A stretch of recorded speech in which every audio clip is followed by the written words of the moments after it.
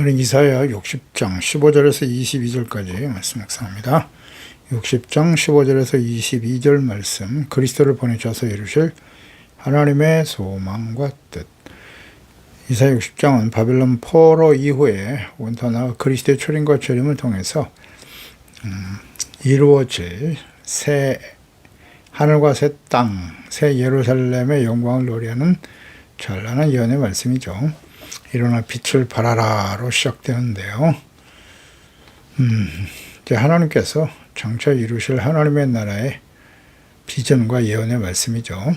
그래서 그 영광이 얼마나 영구적이며 절대적인지를 보여줍니다. 마지막 단락은 과거 이스라엘이 겪었던 수치, 버림받음, 폭력, 슬픔의 역사는 하나님의 주권적인 은혜로 말미암아 영원한 아름다움과 평화, 구원, 그리고 빛으로 변화될 것이다 라는 말씀하십니다. 이 예언은 역사적 이스라엘의 회복을 넘어서 예수 그리스도의 초림과 재림을 통해 완성될 하나님 나라의 회복과 영광, 또 복의 근원이 되어야 할 하나님의 자녀들, 교회 공동체를 향하신 하나님의 사랑과 뜻이 잘 나타나 있습니다. 징계와 연단, 십자가의 고난과 회복, 그 구원의 역사에 대한 예언의 말씀이죠. 15절, 전에는 너희가 버림을 당하며 미움을 당하였으므로 내게로 가는 자가 없었으나 이제는 내가 너를 영원한 아름다움과 대대 기쁨이 되게 하리니. 그러니까 이스라엘이 하나님을 버리고 우상숭배의 죄악을 선택하고 회개하지 않았을 때 하나님께서는 공의로 그들을 징계하시고 회복시키는 과정을 반복하심으로써 그들의 역사 속에 철저한 고립과 환란을 당하게 하셨습니다. 이런 일들이 미래에도 계속될 것이지만 징계 이후에 어떻게 회복될 것인가, 징계로 인해서 멸망이 목적이 아니죠. 이스라엘 백성, 하나님 언약의 백성들은 징계는 회복을 위한 연단의 과정입니다. 그래서 궁극적으로는 그리스도를 보내주심으로써 이루실 하나님의 나라와 정체성 회복에 대한 하나님의 뜻, 계획이 잘 나타나 있죠. 그러니까 범죄한 이스라엘은 열방으로부터 철저히 버림을 받고 짓밟히게 되지만 그리스도를 통해서 시작될 복음의 시대에 그들은 열방의 중심이 될 것이다 라는 말씀입니다. 이는 인간의 공로나 우연이 아니라 오직 언약에 신실하신 하나님의 무조건적인 은혜로 이루실 구원의 역사입니다. 과거의 징계는 끝났고 그리스도를 보내주심으로 이스라엘은 모든 열방에게 복의 근원이 되고 기쁨과 생명의 원천이 될 것입니다. 물론 이스라엘은 그리스도를 거부하죠. 2000년간 고난의 시간을 또 지나게 될 것이지만 재림과 마지막 심판 이후에 회복될 하나님의 나라의 회복, 새하늘과 새 땅의 회복으로 결론 짓게 될 것입니다. 버림과 미움을 당할 것이나 언약을 파기한 백성에 임한 하나님의 공의로운 심판이죠. 그러나 아브라함과 다윗에게 주신 영원한 언약은 결코 폐기되지 않는다라는 사실. 마태복음 5장 17절 18절이죠. 내가 율법이나 선지자를 폐하러 온 줄로 생각하지 마라. 폐하러 온 것이 아니라 완전하게 하려 하심이니라. 진실로 너에게 이르노니 천지가 없어지기 전에 율법의 1.1획도 결코 없어지지 않는다. 그 율법에 나타난 하나님의 뜻, 언약이죠. 믿고 순종하는 자에게 주시는 언약, 불순종한 자들에게 주어진 언약. 그 영혼은 결코 이루어지지 않고요. 폐해지지 않고요. 예수님을 통해서 완전히 성취되는 것입니다. 어렴치하고 부끄러움을 모르고 음행을 일삼는 아내와 같은 이스라엘이 비록 버림받고 미움을 받게 되지만 다시 남편의 하나님의 사랑을 받아서 영원한 영광스러운 모습으로 변모하게 될 이스라엘 백성, 언약의 백성 이스라엘. 영원한 아름다움이란 인간적인 회복이 아니라 하나님께서 친히 그리스도를 통해서 의롭다 하심을 얻게 하는 것이죠. 이신칭의 의롭고 거룩한 하나님의 자녀로 변화되는 신분을 의미하는 것이죠. 이사야서 5장 5절에서 7절 말씀에 너를 지으시니까 내 남편이시라 말씀하죠. 만군의 여호와이시며 내 구속자는 이스라엘의 거룩한 이시라. 그가 온 땅의 하나님이라 일컬음을 받으실 것이라. 여호와께서 너를 부르시되 마치 버림을 받아 마음에 근심하는 아내, 곧 어릴 때에 아내가 되었다가 버림을 받은 자에게 함과 같이 하실 것입니다. 네 하나님께서 말씀하셨느니라. 내가 잠시 너를 버렸지만 큰 긍휼로 너를 모을 것이다 라고 말씀하죠. 하나님께서 이스라엘 백성들을 아내로 택하시고 표현하시는 것은 성경 여러 곳에서 우리가 보게 됩니다. 이는 죄로 인해서 하나님과 단절되었던 인류가 여호와의 종 그리스도의 대속의 사역을 통해서 다시 하나님과 연합하여 영원한 기쁨의 상태인 새 창조의 관계를 회복됨을 의미하는 것입니다. 이것은 예수 그리스도의 재림과 마지막 심판 이후에 회복될 새하늘과 새 땅 새 예루살렘과 연결되죠. 계시록 21장 1절로 2절에 또 내가 새하늘과 새 땅을 보니 처음 하늘과 땅이 없어졌고 바다도 다시 있지 않더라. 또 내가 봄에 거룩한 성새 예루살렘이 하나님께로부터 하늘에서 내려온다. 그 준비한 것이 신부가 남편을 위하여 단장한 것 같더라. 신부와 신랑의 관계로 영원한 천국에 서게 될 거룩한 제자의 백성들. 16절에 내가 이방 나라의 젖을 빨며 뭇 왕의 젖을 빨고 나 여호와는 내 구원자 구속자 야곱의 전능자인 줄 알게 될 것이다. 그러니까 이방 나라들과 그들의 지도자들이 이스라엘을 섬기고 그들의 부요함을 시온으로 가져올 것이다. 이스라엘은 마침내 예수 그리스도가 하나님께서 자신들의 유일한 구원자이시며 대속자이심을 깊이 깨닫고 회심하게 될 것이다. 그런 약속의 말씀이네요. 그러니까 열방의 왕들이 하나님의 백성을 섬긴다는 것은 세속적인 권력이 하나님의 구속의 역사에 굴복하게 될 것이라는 거고요. 이방 나라와 왕들의 젖을 빨게 된다. 이는 단순히 물질적 풍요를 뜻하는 것이 아니라 만유의 주제이신 하나님께서 세상의 모든 자원을 동원해서 당신의 백성들을 돌보신다라는 적극적인 돌봄, 보호하심의 표현입니다. 시온이 누리는 모든 축복은 스스로의 힘이 아니라 이렇게 철저히 하나님께로부터 오는 것입니다. 그래서 그리스도를 통해서 구원과 풍성한 은혜와 복을 주게 될 것이다 라는 예언의 말씀인 것이죠. 17절에도 내가 금을 가지고 놋을 대신하여 은을 가지고 철을 대신하며 놋으로 나무를 대신하고 철로 돌을 대신하며 병을 세워 관원으로 삼으며 공의를 세워 감독으로 삼을 것이다. 놋을 금으로 또 은이 철을 대신하고 놋으로 나무, 철로 돌을 대신한다. 이게 물질적인 풍요죠. 이것은 솔로몬 시대의 번성함을 연상시키는데요. 새로 회복될 예루살렘, 이스라엘의 영적 아름다운 풍요로움을 물질적인 번영과 아름다움에 비유한 것인데요. 먼저 징계와 연단의 과정을 거쳐서 회복될 이스라엘의 변화, 하나님을 경외하는 거룩한 회복은 이어서 경제적인 풍요로도 나타날 것이다. 먼저가 거룩한 회복이에요. 회개하고 연단의 과정을 거쳐서. 이는 하나님의 백성들을 향하시는 하나님의 축복의 언약이고 하나님의 뜻이죠. 신명기 28장입니다. 1절에 내가 내 하나님 여호와의 말씀을 삼가 듣고 내가 오늘 내게 명하는 모든 명령을 지켜 행하면 조건절이죠. 내 하나님 여호와께서 너를 세계 모든 민족이 뛰어나게 할 것이다 라고 하셨고요. 내가 내 하나님 여호와의 말씀을 청종하면 모든 복이 너에게 임한다. 그래서 여호와께서 명령하사 내 창고와 내 손으로 하는 모든 일에 복을 내려주신다. 또 내게 주신 땅에서 내게 복을 주실 것이고 맹세한 대로 너를 세워 자기의 성민이 되게 하실 것이고 또 내 하나님 여호와의 명령을 지켜 행하여 그 길로 행할 것임이니라. 여호와께서 너를 위하여 하늘의 아름다운 보고를 열어서 내 땅에 때를 따라 비를 내리신다고 하셨고요. 손으로 하는 모든 일에 복을 주신다. 내가 많은 민족에 꾸어질지라도 너는 꾸지 아니할 것이다 라는 약속의 말씀을 주셨죠. 이 말씀이 하나님의 말씀, 명령을 듣고 지켜 행하는 이렇고 거룩한 백성으로 회복되어질 때 주시는 약속의 말씀이고요. 궁극적으로 그리스도를 보내셔서 회복하실 하나님의 나라의 특성이기도 하죠. 그러니까 역사적 현실을 우리가 잘 주목해 보면 구원의 복음, 예수 그리스도의 십자가 복음이 들어간 모든 나라는 대체로 정치, 경제, 문화적 그 외 모든 분야에 있어서 발전하고 부유한 곳이 되었습니다. 유럽, 미국 등을 우리가 볼 수 있죠. 대다수의 선진국들, 물론 부와 권력과 힘을 가지게 되면 교만하여 부패한 길을 가는 것 또한 현실이기도 하지만 대다수의 복음을 받아들인 나라들은 강성한 나라가 되었습니다. 화평을 세워 관원으로 삼으며 공의를 세워 감독으로 삼는다. 화평과 공의. 이스라엘의 부패의 원인, 제공자들이 바로 패역한 교만한 지도자들이었죠.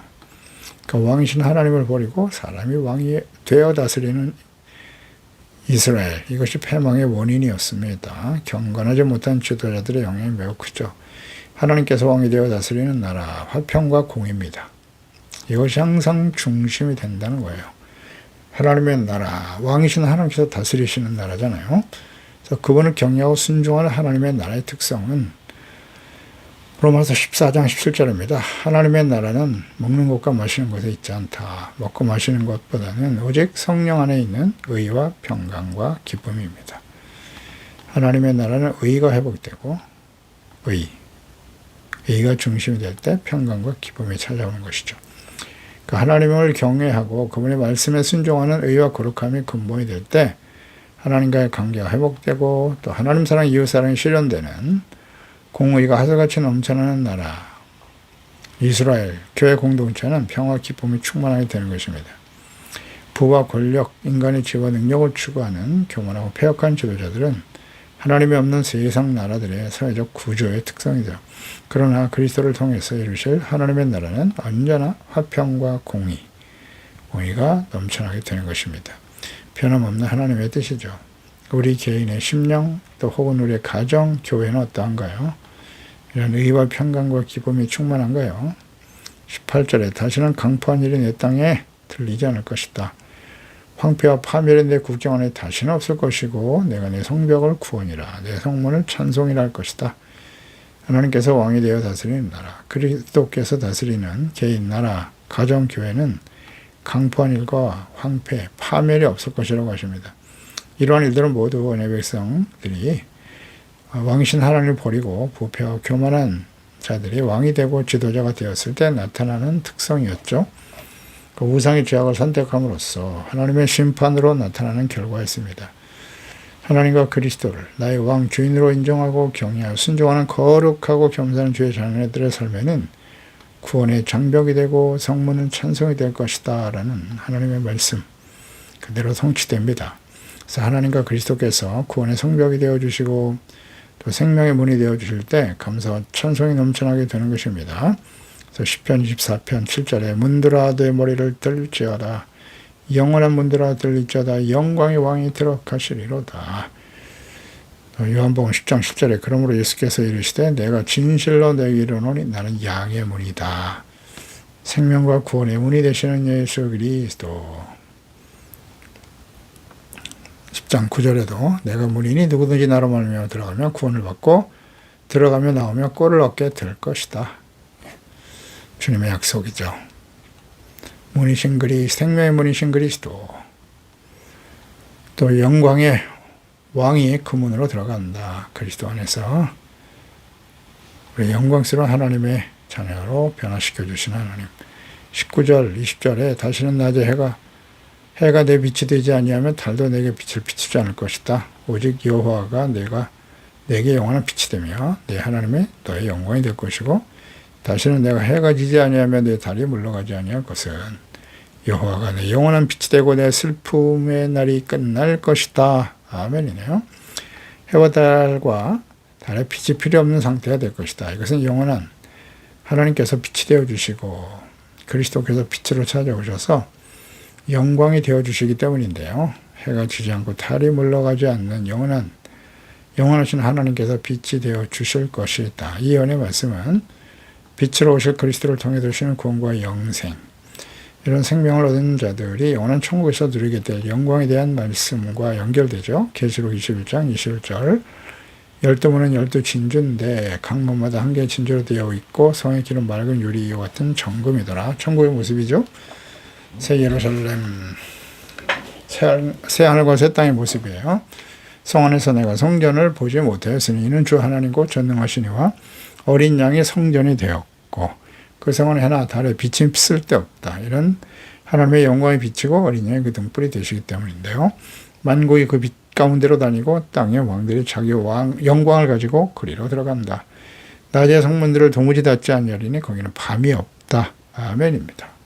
이 말씀과 연결이 되죠. 22장 1절 이하에도 수정같이 맑은 생명수의 강을 보여주시고 하나님과 및 어린이의 보좌로부터 나와서 길 가운데로 흐르는데 강 좌우에 생명나무가 있어 12가지 열매를 맺게 되고 달마다 그 열매를 맺고 그 나무 잎사귀들은 만국을 치료하기 위해 있더라. 다시는 저주가 없다고 하셨어요. 어린 양의 보좌가 그 가운데 있으리니 그의 종들이 그를 섬기고 그의 얼굴을 볼 터이요 그 이름도 그들의 이마에 있으리라. 다시 밤이 없겠고 등불과 햇빛이 쓸데없으니 이는 주 하나님이 그들에게 비치심이라. 그들의 세세토록 왕노릇 하리로다. 아멘이죠. 이 계시록에 장차 이루실 하나님의 나라의 특성, 천국의 모습이잖아요. 이것이 이사야서 말씀과 바로 연결됩니다. 또 내 슬픔이 끝난다. 계시록 21장 3절로 4절에 내가 들으니 보좌에 큰 은음성이 나서 이르되 보라 하나님의 장막이 사람들과 함께 있다. 하나님이 그들과 함께 계시리니 그들은 하나님의 백성이 되고 하나님은 친히 그들과 함께 계셔서 모든 눈물을 그 눈에서 닦아주시니 다시는 사망이 없고 애통하는 것이나 곡하는 것이나 아픈 것이 다시는 있지 아니하리라. 처음 것들이 다 지나갔음이로라 라고 말씀하잖아요. 이사야 선지자를 통해 주시는 이 예언의 말씀, 그리스도의 초림과 재림, 마지막 심판과 천국이죠. 새하늘과 새 땅, 새 예루살렘에 대한 예언의 말씀이 일치합니다. 예수 그리스도를 믿고 구원받아 거룩한 행실과 경건함으로 천국을 소망하며 살아가는 주의 자녀들이 곧 맞이하게 될 영원한 언약과 예언의 말씀인 것입니다. 21절, 22절에 내 백성이 다 의롭게 되어 영원한 땅을 차지하게 될 것이다. 그들은 내가 심은 가지라고 하시네요. 내가 손으로 만든 것이라고 하시고요. 나의 영광을 나타낼 것이다. 영광의 목적이 하나님의 영광의 목적이에요. 그 작은 자가 천명을 이루겠고 약한 자 강국을 이룰 것이다. 때가 되면 여호와가 속히 이루신다네요. 내 백성이 이렇게 된다. 이 말씀은 로마서 11장 26절이죠.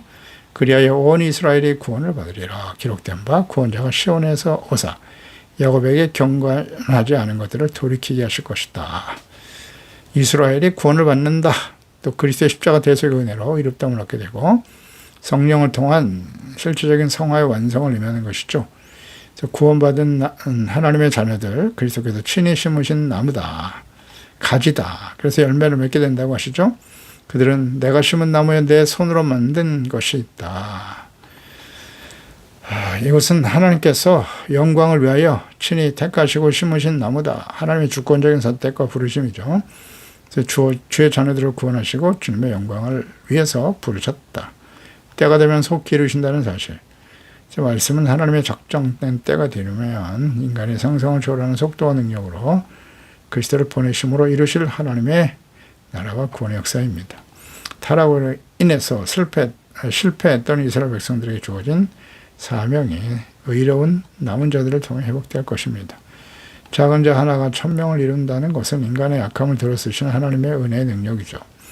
하나님의 때는 지연되는 것처럼 보이지만 하나님의 섭리 안에서 가장 정확하게 또 신속하게 성취될 것입니다. 그리스도를 보내주심으로 이루실 구원의 사역, 그 결과로 나타날 것이다 라고 하는 이 예언의 말씀들, 백성이 다 이렇게 되는 것은 하나님의 주권적인 은혜입니다.